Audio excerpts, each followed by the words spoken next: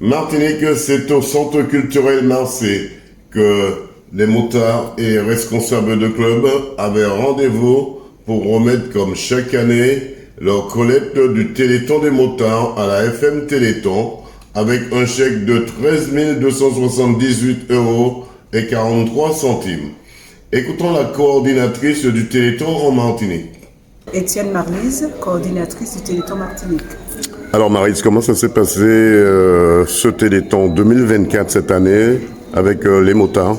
Eh bien, avec les motards, je suis très heureuse de voir le montant qui a été récolté, de 13 000 €. Je ne m'y attendais pas par rapport à la conjoncture économique et je trouve que c'est un très très beau chiffre. Et je les remercie justement pour leur implication au sein du Téléthon Martinique. Qu'est-ce qu'il faudra amener, qu'est-ce qu'il faudra renouveler dans ce Téléthon en matière de fonctionnement? Alors, nous avons pu constater qu'il y avait un manque de communication. Donc, je le dis, et ça nous sert de leçon justement par rapport à la date qui a changé, puisque les Martiniquais s'attendaient à ce que ce soit toujours la première semaine de décembre. Mais par rapport à l'inauguration de la cathédrale de Paris, donc ça a été avancé en novembre.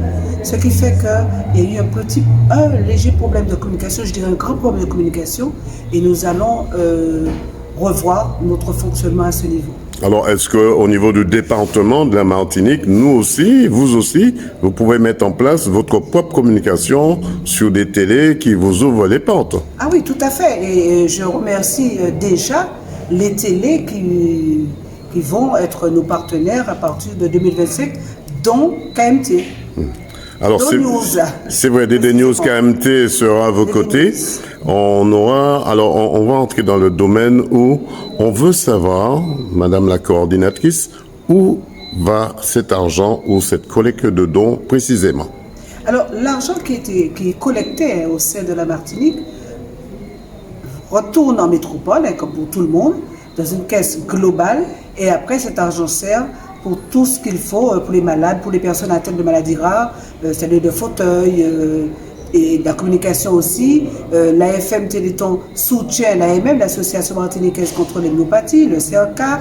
Il y a d'autres associations qui sont aidées par l'AFM Téléthon. Et dites-vous bien que si l'argent que nous collectons en Martinique restait en Martinique, ce ne serait pas suffisant par rapport au nombre de malades et au nombre de besoins. Qu'est-ce qu'on peut vous souhaiter pour le Téléthon 2025? Eh bien, qu'on augmente les chiffres et que les Martiniquais participent comme ils ont l'habitude de participer, puisque nous savons que nous pouvons dire que Martinique égale générosité.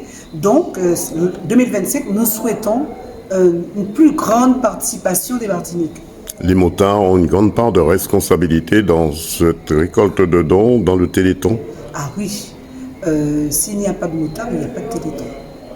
Voilà un Téléthon des motards qui, cette année, malgré la crise, les Martiniquais et Martiniquaises ont répondu présent. Reportage Daniel Diaz, 100% Sport, KMT Télévision.